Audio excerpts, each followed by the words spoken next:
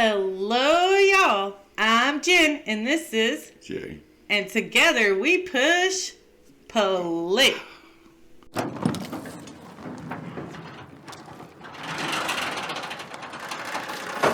We are back with another one, y'all. One of Mr. Ballen's videos titled Female Hannibal Lector, Given Harshest Sentence Possible. Mature audience only. If you're not mature, you better jump off here right now. Like right now. But if you're mature, you can continue watching. So sit back, relax, and grab a snack so you can watch. You can watch our reactions. Let's go. Today's story is about a crime so horrific that a judge handed down a sentence that had never been given before in Australian history. This story is exceptionally graphic. As such, viewer discretion is advised.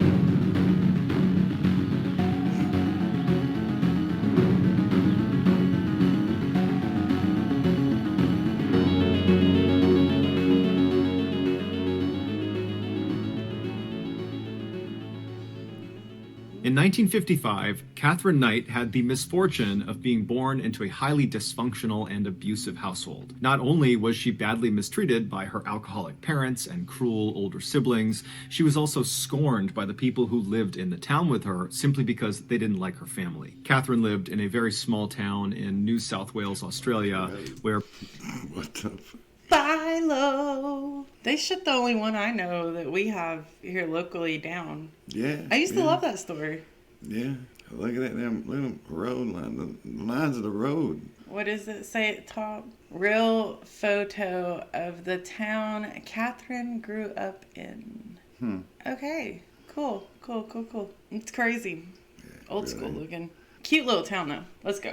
basically everybody knew each other's business. But despite the abuse, Catherine always tried to focus on the future. She would tell herself that as much as my life is miserable right now, in the future I will have a family of my own and I will take care of them the way I wish my family had taken care of me. But when Catherine became a young woman and began dating men, all of her relationships would always crash and burn because inevitably she and her partner would become toxic and abusive and it would end the relationship. It was like Catherine both didn't know how to be a quality partner and didn't know how to identify a quality partner. Likely because she didn't know what that looked like. She had been raised in this horrible household. But in 1995, when Catherine was 40 and really starting to feel desperate for someone to actually love and to love her back, she would meet a man named John Price, who was also 40, and he just seemed fundamentally different than every other man she had ever dated. He was empathetic to her troubled past, and he seemed to really care for her and really wanted to kind of take her under his wing and love her.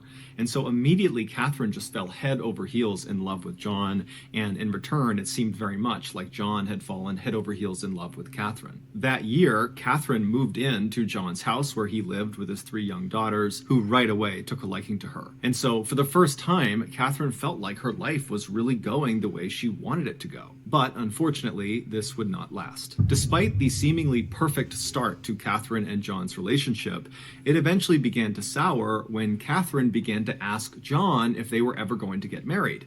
Catherine... Spit it out. Bless her heart. I mean, of course all relationships are great in the beginning. Of course they are. You know? But ladies, come on with the titles. Wifey, girlfriend. He's not calling me girlfriend. He's not put a ring on my finger yet. If he wanted to, he will. If he's taking his sweet ass time, there's a reason why.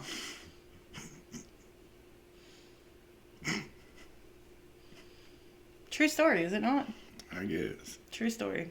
But anyways, let's go. Could be busy. Yeah, he could be. Could be busy. He could be busy.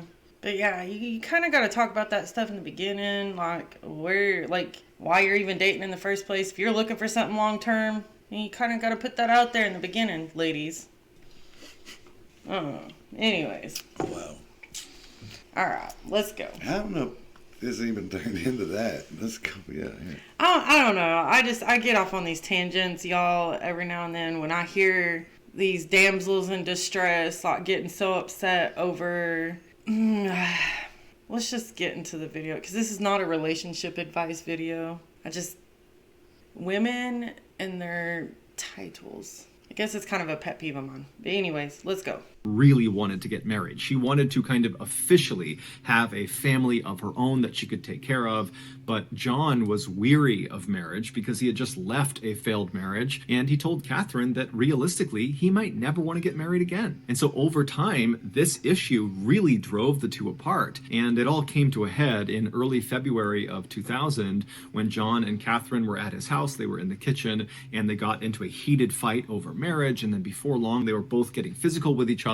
And during this altercation, Catherine kind of scrambled and grabbed a knife on the counter and actually slashed John across the chest. And as soon as she did this, the fight came to an end. John screamed at her to leave the apartment and never come back, but Catherine was already storming out of the apartment. They both understood that a line had been crossed, and almost certainly their relationship was now over. But over the following days and weeks, Catherine, who had moved into a different apartment at this time, kind of near where John was living, she felt very lonely, and even though she knew her relationship with John was not a healthy one, she longed to patch things up with him. She didn't like being alone. She wanted to have that family. And so she decided she would do what she had previously done in other relationships to kind of patch up the relationship after a fight. And so the way she would do this is she would kind of make sure they had the house to themselves, and then she would show up in lingerie and they would have kind of an intimate makeup moment, and then everything would go back to normal. So on February 29th, Catherine waited until she knew John had left for work, and she went over to his place. Get that out of my house. Just so you know, ladies, I have so much I could say about this stuff, but I'm gonna leave it be for right now. We're gonna hear the rest of the story, okay? Just so y'all know.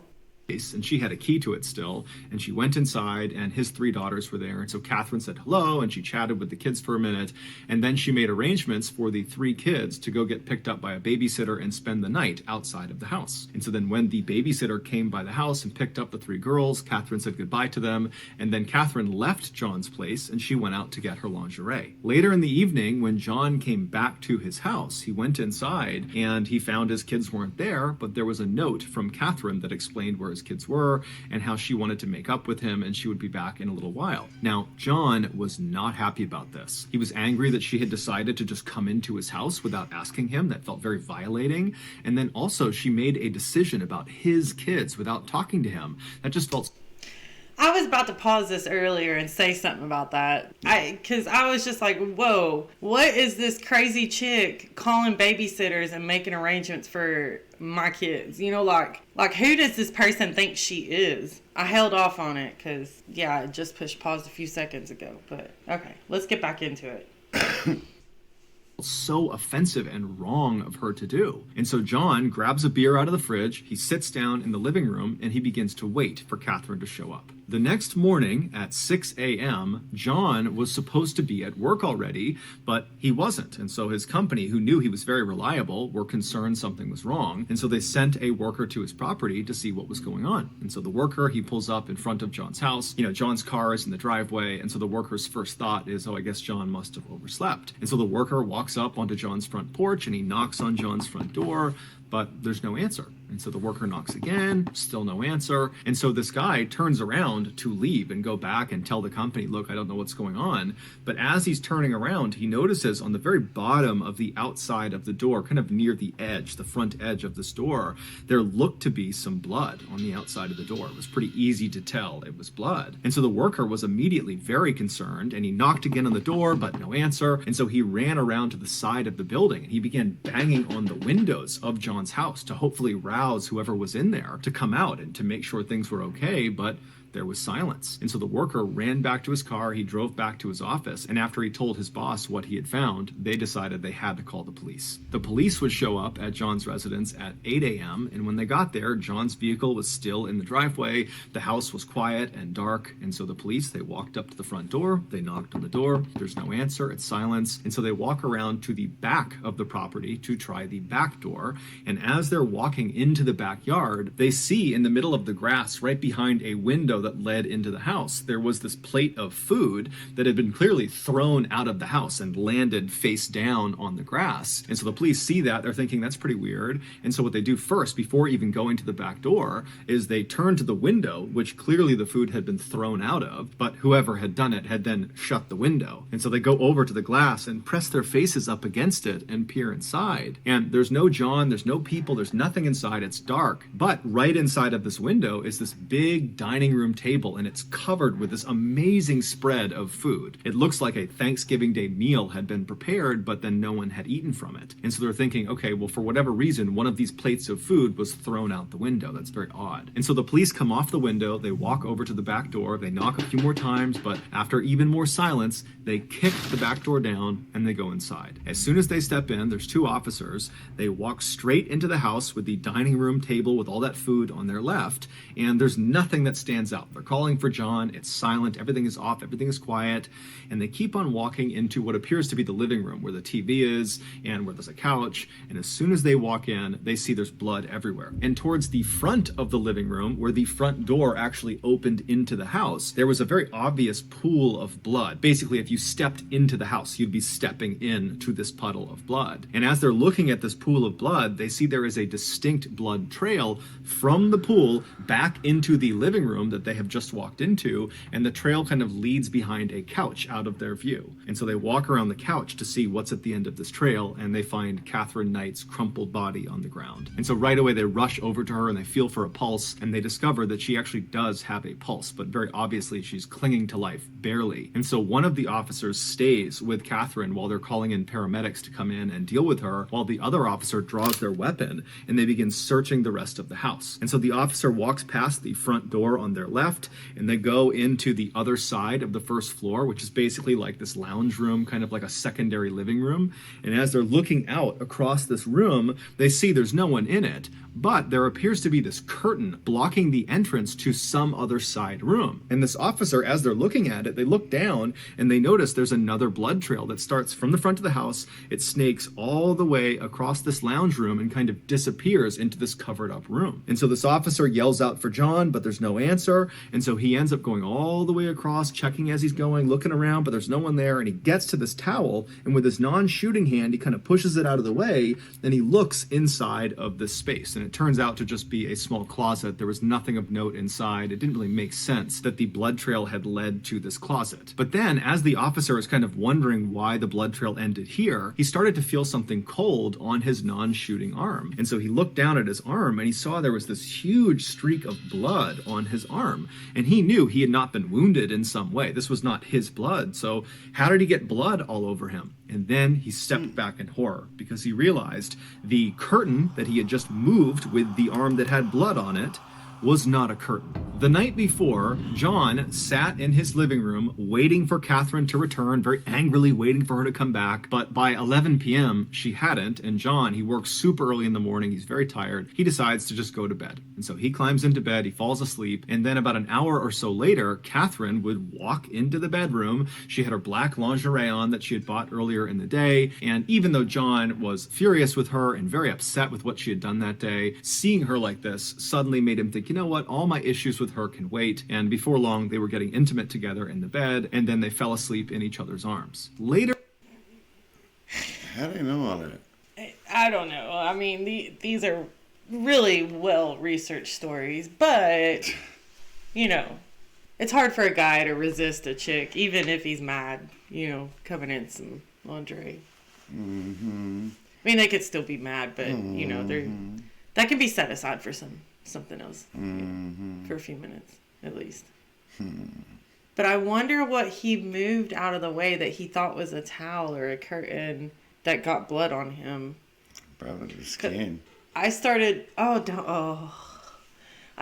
to get cold chills when he was talking about that, just to hear it in the voice. Oh. Okay, let's go. They fell asleep together. Okay, creepy shit. They're cuddled up in bed.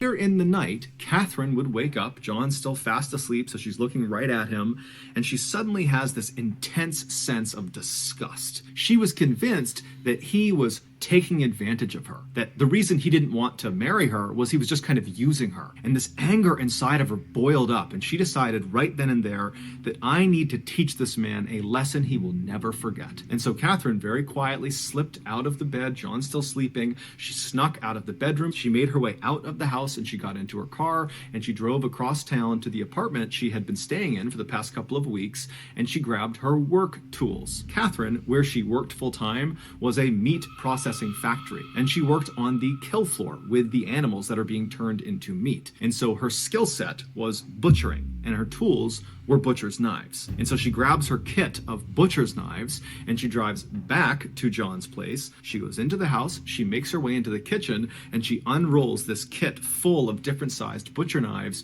and she picks the one she wants, she pulls it out, she makes sure it's nice and sharp, and then she made her way into John's bedroom. When she got into his bedroom, John was still asleep. He was lying on his back, covers up over him, fast asleep, and she climbed onto the bed, being very careful not to wake him, and then when she was straddling him kind of on her knees right over his midsection, she raised the knife up between her two hands, and she brought it down into his chest. John immediately shot up, bucking Catherine off of him. She went flying onto the floor, and then instinctively, John just begins running out of his bedroom. He has no idea what's happening. He's been stabbed, but he probably can't even feel it. It's all adrenaline. He's just running through the house. But by the time he gets to the front of the house, the blood loss had caused him to be so weak he could barely stand. And so he managed to open the front door, but then he collapsed onto the ground halfway between the inside and outside of the house. And so laying there, he reached out with his bloody hand and he grabbed the edge of the door that was partially open and tried to pull himself out of the house. And that's how that bloody print was left on the outside of the door that the worker saw. And as he's trying to pull himself out of the house, Catherine, who had gotten up after being knocked off the bed, she ran to the front of the house and she grabbed his legs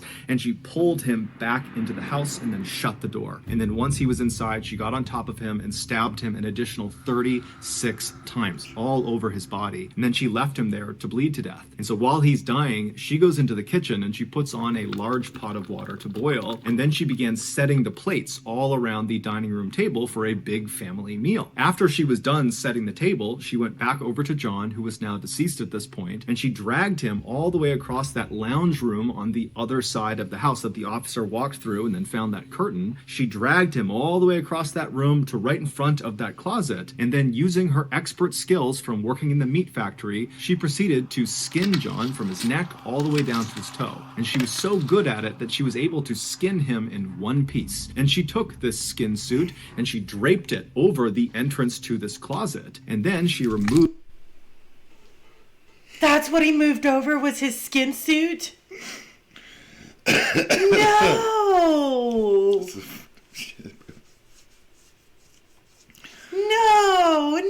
No. How could you mistake that for a curtain? No, y'all. No. Yeah. Apparently. I'm like almost speechless, you guys. Like, no way. Okay, let's hear the rest of this. Wow. Removed John's head from the now skinned torso, and she placed it in the water that she had put on to boil earlier. She was going to use his head to turn it into some sort of broth or gravy. And then she grabbed his skinned torso and dragged it into the kitchen and began butchering it and then making different dishes with his meat, different pies and casseroles. And then after she had made this enormous feast out of John's body, she set the food all around the table that she had already laid out, and then she made little placards, little name cards that had the names of each of John's children on them, and she placed them in front of each of the plates because her intention was to feed them their father. And then Catherine sat down at a plate that she had made for herself, and she began eating John, except it made her sick, and so she opened the window behind her. Okay, not a real photo of the food. Thank you for putting that in there, because I don't know if I would have really wanted to see the real photo. Shit, man. Wow. Red flag. Maybe that guy sensed a red flag in her, and that's why he wasn't marrying her. Probably. Would be my guess. Because if he really wanted to marry her, he wouldn't have let her go. Ladies, hello. So he sensed the red flag. He already knew She's crazy. Yeah. I can't sing that song right now, but Once you hit the damn button. yeah, wow. Crazy lady. Okay. And the fact she was going to feed that to his kids. Oh my, I thought we were going to jump over that like we didn't. No. She was going to feed that to his kids.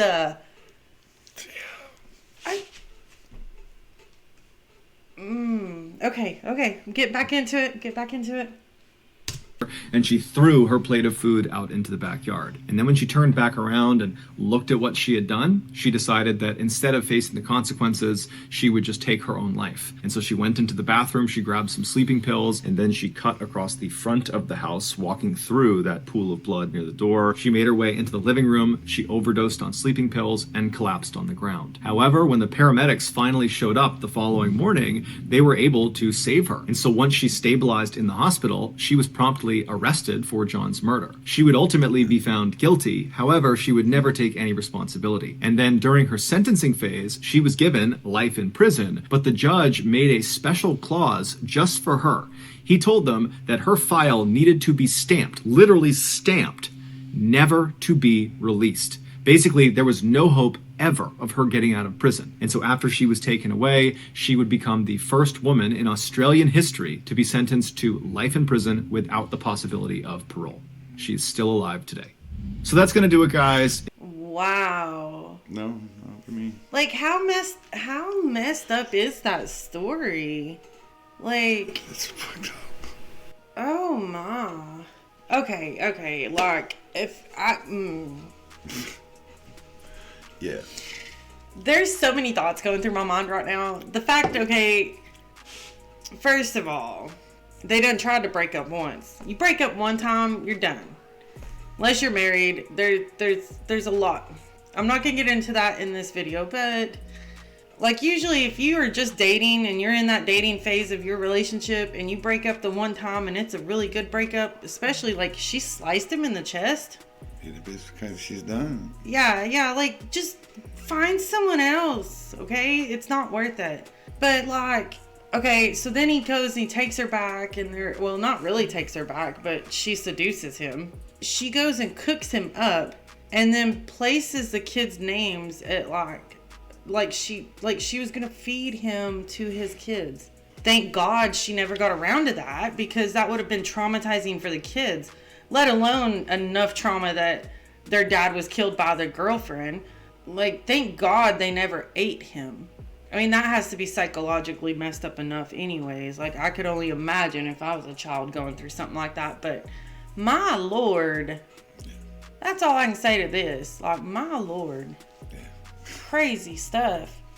But, yeah, I mean, I guess being the first person in Australian history to never be released. That's crazy. Crazy, y'all. If y'all like this video, please give us a thumbs up. Hit that subscribe button down below if you want to see more in the future. And, you know, click that notification bell if you want to be notified. Y'all know what to do. Until next time, y'all. Bye.